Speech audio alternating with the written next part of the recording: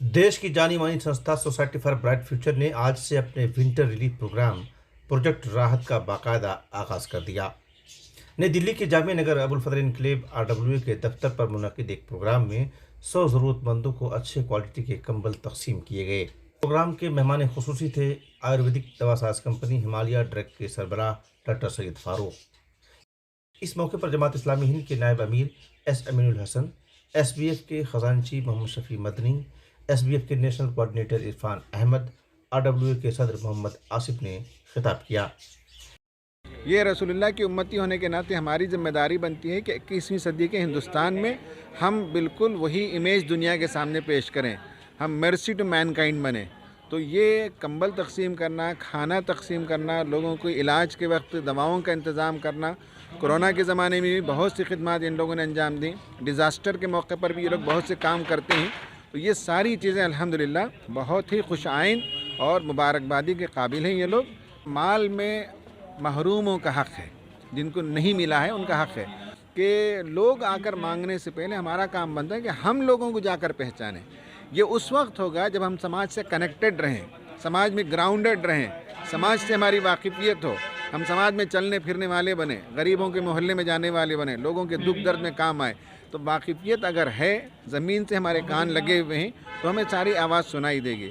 तो इसके लिए ज़रूरी है कि हम अपने घरों से, ऑफिस से बाहर निकलें, मोहल्लों में, मैदानों में जाएं, इंसानों की सूरत हाल दरियाफ़्त करें। हज़रत उमर रज़ियल्लाहु ताला अन्हु के बारे में आता है कि किस तरह से रात में भेस बदल कर जाते थे और रियाया की सूरत हाल दरियाफ़्त करते थे। आज हम हुक्मरान तो नहीं हैं, लेकिन हम उन लोगों के, हमारे ये जो खुलफा राशिदीन हैं, उनके नक्शे कदम पर चलते हुए हमें भी ये करना चाहिए कि रास्तों में चल फिर कर देखना है कौन ज़रूरतमंद है। जो आगे आकर नहीं मांगते हैं लेकिन ज़रूरतमंद होते हैं, उन सबको दरियाफ़्त करना हमारा काम है। SBF की रिपोर्ट के मुताबिक मुल्क भर में गुज़िश्ता 10 बरस में ज़रूरतमंदों में 1,80,000 कंबल और रज़ाई तकसीम की जा चुकी है।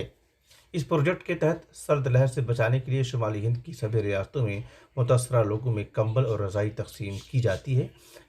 पहले तो मैं आपको ये बताना चाहूँगा कि सोसाइटी फॉर ब्राइट फ्यूचर एक नॉन गवर्नमेंट ऑर्गेनाइजेशन है और जो कि 1 दशक से ज़्यादा से आपदा प्रबंधन पर और राहत बचाव में काम करती है।